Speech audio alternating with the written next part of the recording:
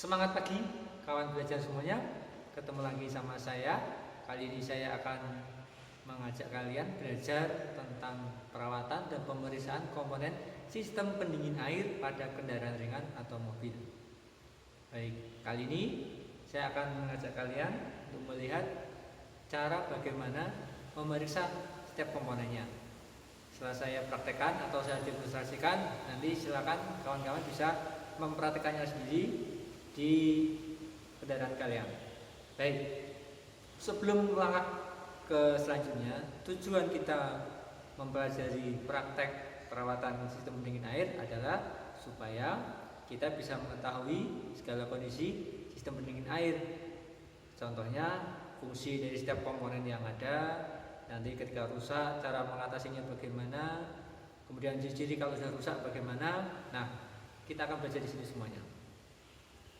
Baik, sebelum kita mulai kita harus mempersiapkan dulu ya. Yang pertama adalah kita harus punya lembar kerja. Lembar kerja ini pastinya akan membantu kalian dalam melakukan pekerjaan agar dilakukan secara berurutan. Untuk lembar kerja ini silakan nanti bisa di-download di bagian bawah ini ya. Silakan langsung terhubung ke Google Drive, bisa kalian download. Nah, yang pertama kita perlu siapkan adalah peralatan tangan dan alat ukur.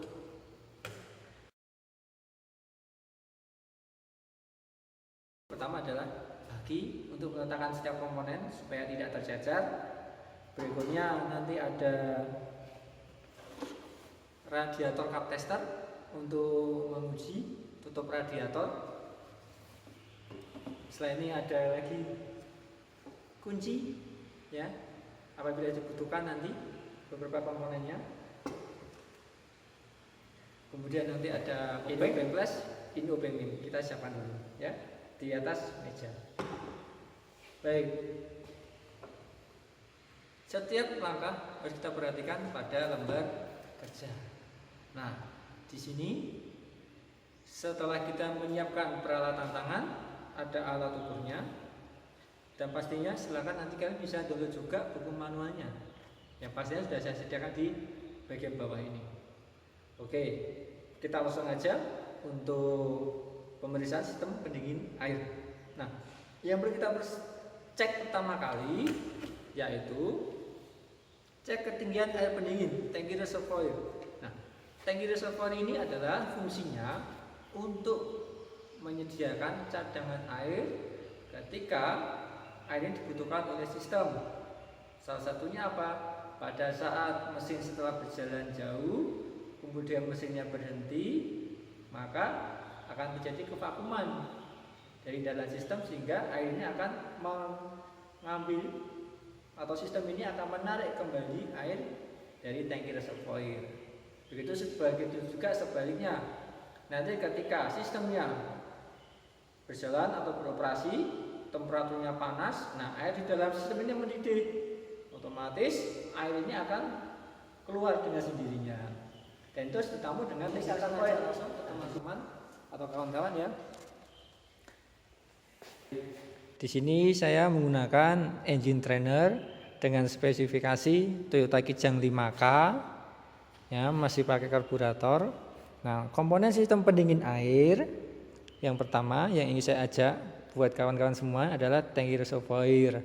Ini untuk menyimpan air cadangan. Ya, kemudian ada selangnya yang terhubungkan dengan tutup radiator. Nah, ini adalah radiatornya sendiri ini. Ini radiatornya. Nah, radiator ini ada bagiannya upper tank, radiatornya, finnya, atau ini ada lower tanknya. Kemudian langkah lagi, ini adalah selang atas yang diikat dengan klem, dan ini selang bawah yang diikat dengan klem juga. Nah, berikutnya di selang atas ini, nah ini ada rumah, ini namanya rumah termostat. Termostatnya ada di sini.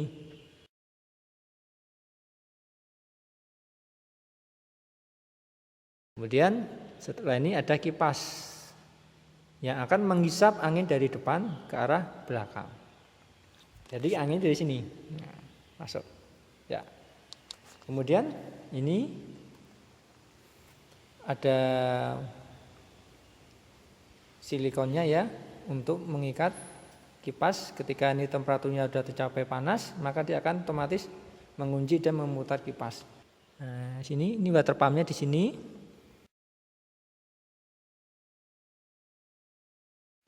Kemudian ada fan beltnya, ada pulley-nya juga.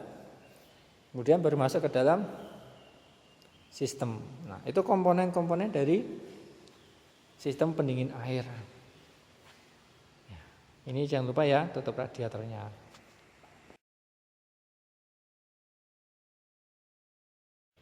Baik, tadi kita sudah mengenal komponen sistem pendingin air pada kendaraan ringan. Nah, langkah selanjutnya adalah kita akan memasuki pemeriksaan komponen sistem pendingin air pada kendaraan. Silakan teman-teman bisa memegang atau melihat lembar kerja yang ada di bagian bawah video ini ya. Nanti sudah ada linknya sendiri di situ. Yang pertama, cek ketinggian air pendingin. Cek ketinggian air pendingin ini kita periksa di tangki reservoir. Ya. Di tangki reservoir ini ada dua batas garis, batas atas sama batas bawah, atau ada tulisannya full dan low. Ya, full dan low. Nah, ini tujuannya apa? Ada batasannya. Jadi nanti ketika mesin ini ya bekerja atau beroperasi dan temperatur mesin sudah meningkat, otomatis air pendingin di dalam sistem akan ikut meningkat pula. Nah, air ini nanti akan menjadi mendidih. Seperti yang kalian ketahui, kalau kita masak air sudah mendidih, itu tekanannya semakin meningkat. Nah, untuk itu tekanan ini atau air ini harus dibuang sementara. Nah, nanti dibuang melewati tutup radiator, lari ke selang, masuk ke dalam tangki reservoir, sehingga batas atas harus kita taati. Nah, jadi kalau misalkan kita isi sampai penuh dengan tujuan biar nanti nggak usah ngisi lagi ya, wah itu hati-hati, bahaya. Nanti ketika air di sistem keluar masuk ke tangki reservoir, airnya akan keluar, dibuang. Ini kalau keluar kena komponen elektronik, kabel-kabel, ya otomatis ya konslet ya. Otomatis tolong ya taati, kalau ada batas full silakan isi di full. Nah, ini di low maksudnya kalau sampai di bawah ini ya bagaimana mau ngambil air kalau airnya sudah habis. Seperti itu ya. Nah, ini tolong diperhatikan. Jadi kalau mau pergian jauh silakan cek dulu tangki reservoirnya. Airnya ada di mana? Bawah atau atas. Kalau kurang silakan bisa diisi menggunakan air suling ya atau aquades, atau paling mudah itu air dari buangan AC ya, air conditioner. Kalau misalkan itu pakai water cooler ya tolong diisi pakai water cooler. Jangan dicampur-campur ya, nanti menjadi perbedaan. Nah, itu ya. Baik. Setelah kita cek ternyata airnya ini di tengah-tengah seperti ini. Harus kita tambah sampai full. Hindari menggunakan air sumur. Kalau air sumur biasanya nanti dikhawatirkan ada kandungan kapurnya. Nanti kalau kita isi pakai air sumur, dikhawatirkan di dalam sistem nanti ada tumpukan kapur. Itu nanti akan mengurangi perpindahan panas. Langkah kedua, cek kualitas air pendingin. Dicek. Cara ngeceknya adalah kita buka tutup radiatornya, kita lihat bagaimana kualitas airnya, berminyak, jernih, atau keruh. Nah, ini kita perhatikan. Jadi kalau misalnya jernih karena pakai air suling ya atau air AC itu berarti normal. Tetapi kalau keruh berarti di dalam sistem ini, mesin ini terjadi penumpukan kotoran atau endapan yang menyebabkan airnya jadi keruh. Nah, oleh seperti itu silakan alangkah baiknya bisa kita kuras isi yang baru. Kemudian kalau berminyak dikhawatirkan ada kebocoran pada packing cylinder head. Maka oli mesin merembes masuk ke water jacket atau saluran air pendingin di dalam blok mesin. Itu berbahaya ya, tolong dicermati seperti itu, terutama kalau ada minyaknya.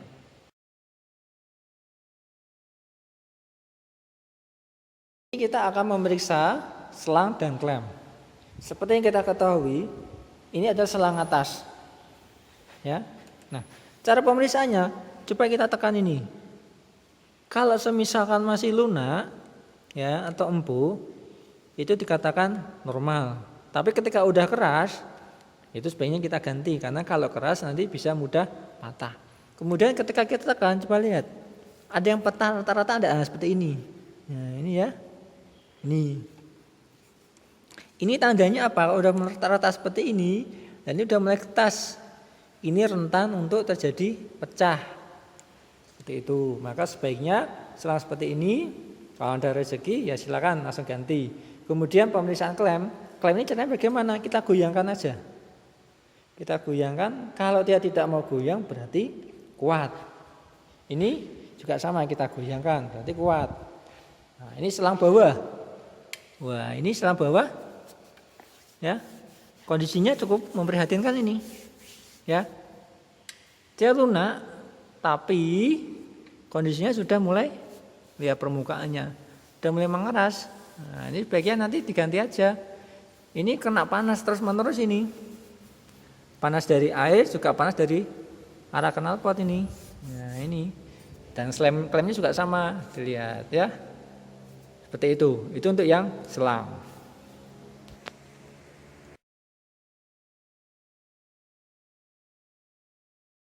Kawan-kawan belajar, kali ini kita akan melakukan pemeriksaan kebocoran.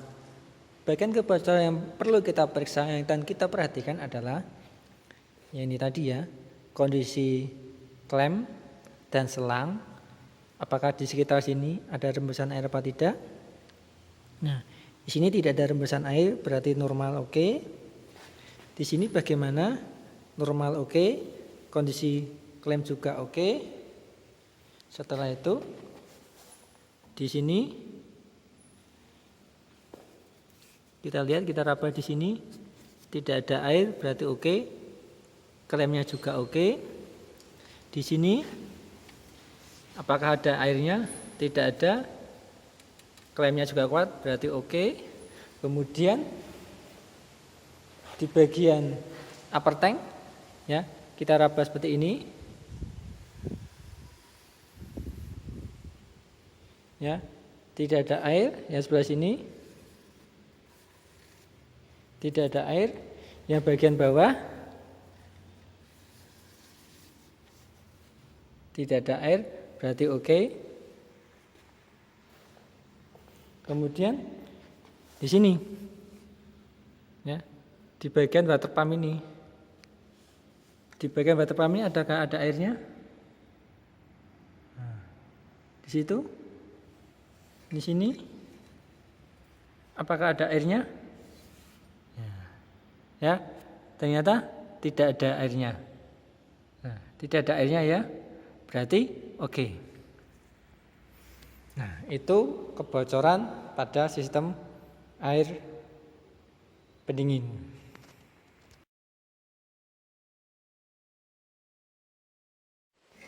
Baik, tadi kita sudah melaksanakan pemeriksaan kondisi selang dan klem pada sistem pendingin air. Langkah selanjutnya kita akan memeriksa dan mengukur tutup radiator. Nah, di sini di tutup radiator ada dua katup. Katup pertama itu adalah katup relief yang bekerja ketika temperatur mesin meningkat dan air ini harus dibuang, dikeluarkan. Maka yang bekerja di sini adalah katup relief, melepaskan.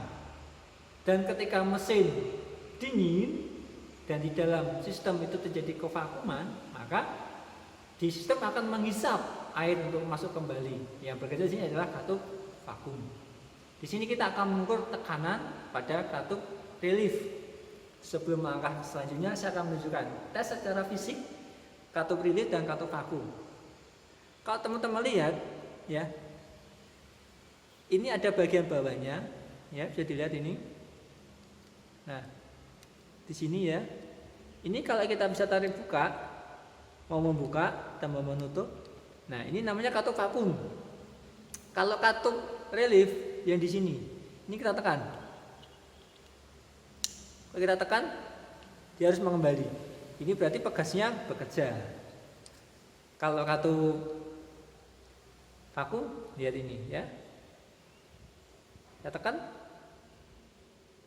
kalau saya lepas, buka. Jadi ketika tekannya tinggi, vakum akan tertekan, dia menutup. Ketika terjadi kevakuman atau sedatan dari dalam sistem, vakumnya akan membuka. Nah, seperti ini. Itu ya. Nah, ini secara fisik tutupnya oke. Tapi bagaimana kalau kita ukur dengan alatnya? Maka kita butuh alat radiator cup tester. Ya. Tunggu dulu ya. Nah, ini alatnya. Nah, ini seperti ini alatnya. Ini alat yang khusus untuk mengukur kemampuan tutup radiator. Jadi kalau untuk mengukur tekanan di dalam sistem, alatnya sudah beda lagi. Karena ada butuh adaptor yang satu lagi, khusus untuk tutup radiatornya. Oke. Kita cari adaptor yang pas. Nah, sini yang warnanya biru. Kita pasangkan terlebih dahulu di sini. Ya. Sudah terpasang. Oke. Kita ambil pompanya. Ya. Nah, kita hubungkan.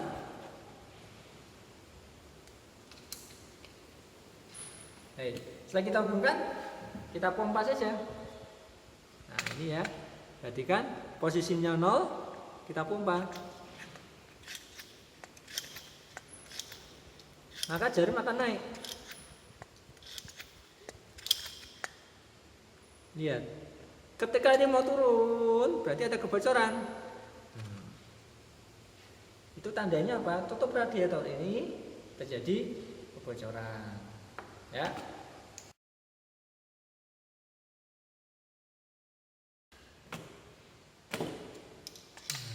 Ini kita pompa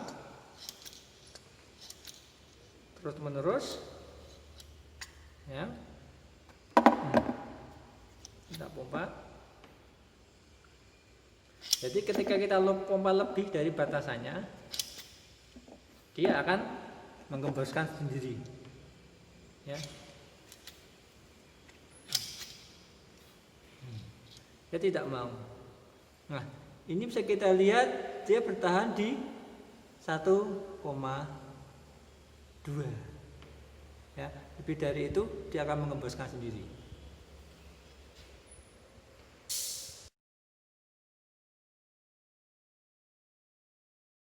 Kipas radiator. Kita lihat, kita putar satu persatu bagaimana kondisinya. Sini kawan bisa melihat ya. Beberapa bagian kipas sudah mulai ada yang rusak ini ya. Ini tergesek-gesek. Ya, secara fisik. Nah, kemudian ini secara fisik ya. Ada mulai gesrek, tetapi kita harus mengecek apakah ada yang pecah atau tidak. Kita pegangan aja seperti ini. Nah, kita goyang-goyangkan aja. Pelan-pelan, tidak usah kuat-kuat, pelan aja. Kita goyangkan, ternyata tidak ada yang patah, tidak ada yang pecah, ya, aman semuanya. Dilihat satu persatu seperti ini, tidak ada. Tandanya kipas oke.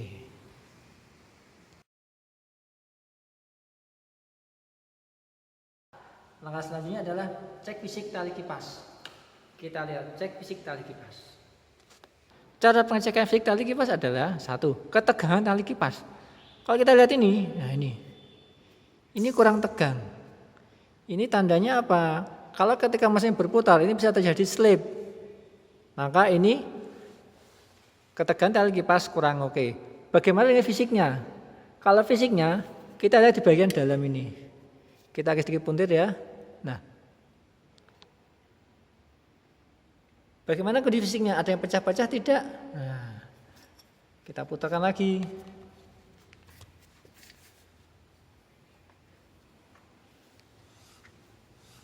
Wah, lihat ini ya, mesin nggak muter aja bisa berputar, berarti slip sekali nih. Nah, kita cek ya, bagian dalam ini kalau retak ya, bagian dalam ini kalau retak kita ganti. Kemudian kalau kausan ya, lihat di sini.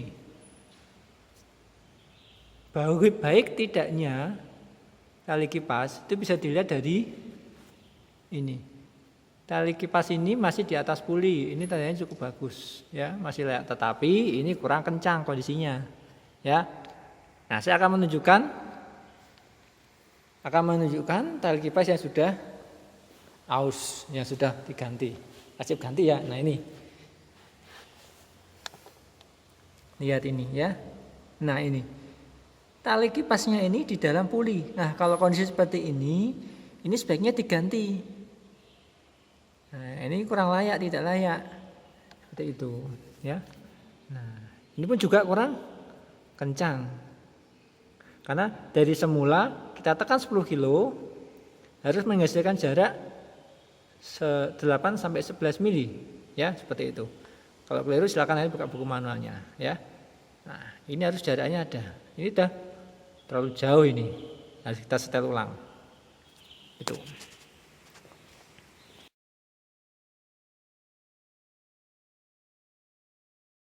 Cara pengencangan tali kipas yang kita perlu tahu adalah ini. Ini baut untuk penyetel tali kipas yang terhubung langsung dengan alternator. Ini alternatornya. Ya, caranya bagaimana? Ya, ini kita kendorkan saja.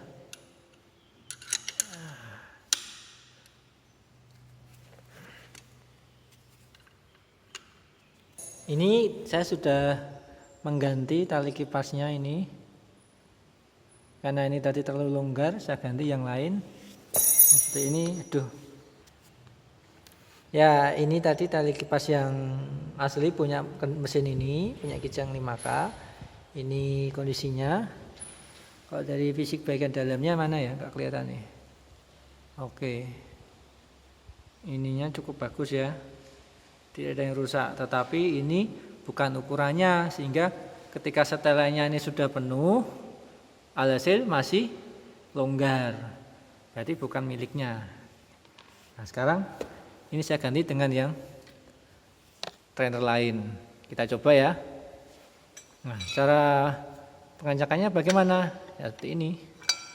Ini kalau kita tarik tangan, kita nggak kuat, kita butuh bantuan. Nah, ini. Nah, gini aja. Nah, ya. Kita masukkan, kita ongkek biar agak tegang. Setelah itu baru kita kencangkan.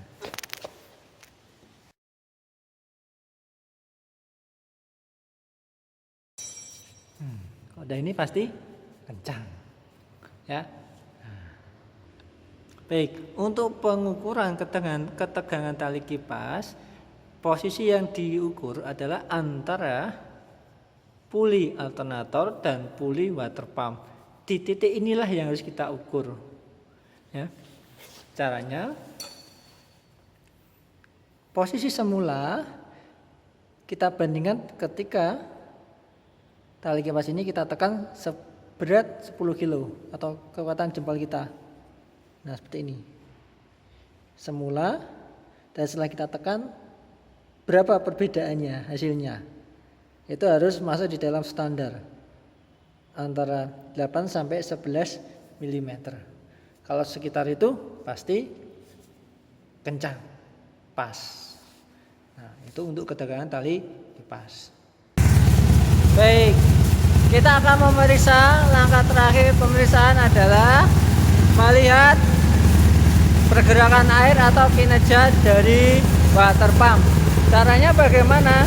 Kita melihatnya dari lubang tutup radiator ini.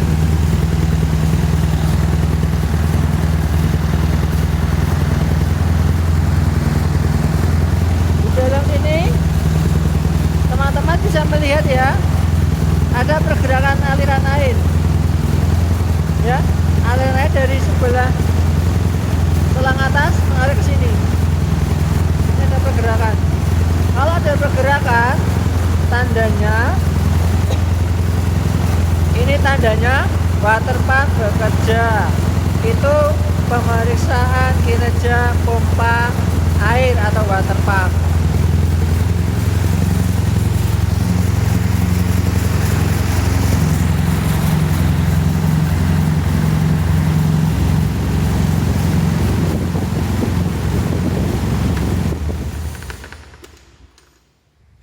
Nah,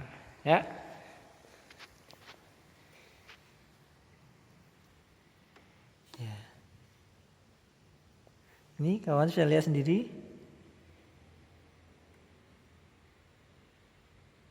Itu sepertinya ada genangan air, genangan minyak ya. Berarti ini tandanya oli mesin mulai merembes keluar ke dalam water jacket. Nah, kalau kondisi seperti ini berarti tandanya kualitas air tidak baik. Harus kita ganti dan packing mesinnya harus kita periksa dan momentum torsi dari baut kepala silinder juga harus kita cek.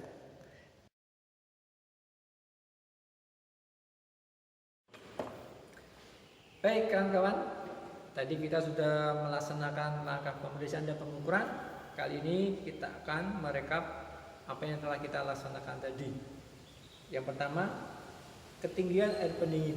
Ketinggian air pendingin yang kita periksa tadi di tangki reservoir berada di tengah.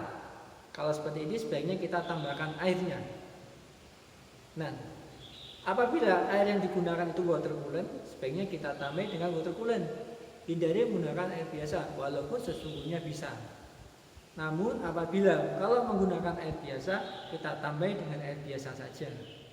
Ya, air biasa yang digunakan sebaiknya menggunakan yang air suling atau air bekas AC.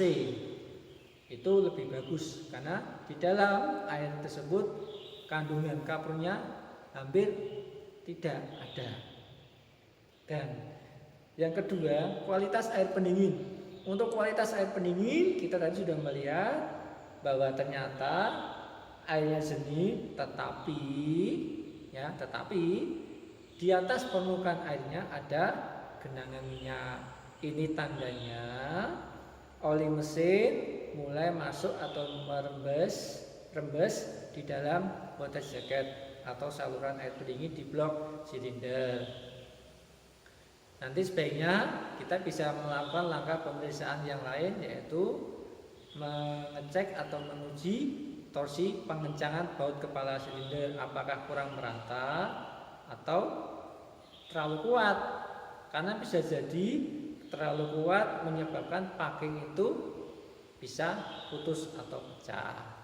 Itu ya. Yang langkah ketiga, kebocoran sistem pendingin. Kita sudah mengecek kebocoran di bagian klem, selang, kemudian di upper tank, lower tank, di radiator, kemudian selang bawah, klem juga sama, di selangnya juga sama, dan di bagian water pump yang di belakang kipas tadi. Dan ternyata tidak ada, berarti kondisinya baik, alias tidak ada kebocoran. Selang dan klem tadi sudah kita cek ya, kuat, tidak masalah, tetapi selangnya beberapa sudah mulai retak dan ini sebaiknya kita ganti. Karena apa? Kalau kita teruskan, dikhawatirkan selang ini akan pecah dan air menjadi keluar dari sistem. Yang langkah kelima adalah tekanan bukaan relay valve. Relay valve itu tadi ditutupnya 1,1 dan ketika kita pompa tidak ada kebocoran, berarti bagus. Ya, gitu. Bukan vakum valve pada tutup radiator bekerja karena ketika kita tekan ke atas mau nutup, ketika kita lepaskan dia mau membuka sendiri. Itu tandanya bekerja. Nanti kalau misalkan kalian menjumpai yang tutup radiator seperti di mobil Kijang, itu yang vakum valve-nya ditarik, ada bekasnya dia bisa kembali sendiri, itu normal. Yang berikutnya adalah fisik kipas radiator. Fisiknya sudah kita lihat tadi bahwa fisiknya itu di beberapa ujung sudah ada yang cuil ya, tetapi tidak ada yang retak, enggak ada yang pecah. Ini masih layak untuk kita gunakan. Kemudian berikutnya adalah fisik tali kipas. Fisik tali kipas yang pertama tadi itu kondisi tali kipasnya kendor sekali, ya, kendor sekali. Sehingga apa? Kalau kita gunakan nanti terjadi slip, sehingga tidak ada perputaran air radiator dan tidak ada pendinginan dari kipas pendingin seperti itu. Sehingga nggak maksimal. Hasilnya harus kita ganti dengan yang lain. Ya, berarti kondisinya baik dan sudah kita ganti. Tegangan tali kipas. Nah, tegangan tali kipas tadi sudah kita dapatkan ya. Dia adalah lebih dari 11 mm. Alhasil harus kita kencangkan. Dan karena tadi yang pertama itu bukan fan belt aslinya, ya otomatis longgar sekali dan sudah kita ganti dengan yang aslinya. Untuk sirkulasi bagaimana? Sudah kita lihat ya, ada pergerakan air yang kita lihat dari dari lubang tutup radiator. Ada pergerakan, itu berarti bagus. Nah, kesimpulan akhirnya bagaimana? Kesimpulan akhir, mesin ini ya memerlukan perbaikan atau pergantian komponen sistem pendingin air. Ya, yang pertama komponen yang perlu kita ganti adalah selang. Selang atas, selang bawah di beberapa bagian sudah mulai retak, itu sebaiknya kita ganti. Kedua, ya, tali kipas yang semula tadi kendor sekali sudah kita ganti dengan yang spesifikasinya dan ternyata kencang. Air, ya baik, air pendingin radiator kita ganti dulu karena di dalamnya ada genangan minyak di bagian atas. Nah, itu kesimpulan dari sistem pendingin air. Apabila ada kekurangan atau masukan silakan nanti kalian ketikkan di kolom komentar. Ya. Baik. Kalau ada yang mau ditanyakan silakan tanyakan di kolom komentar dan jangan lupa subscribe YouTube saya. Sekian dari saya. Next time kita ketemu lagi belajar di materi lain. Kawan belajar, tetap semangat. Salam lestari.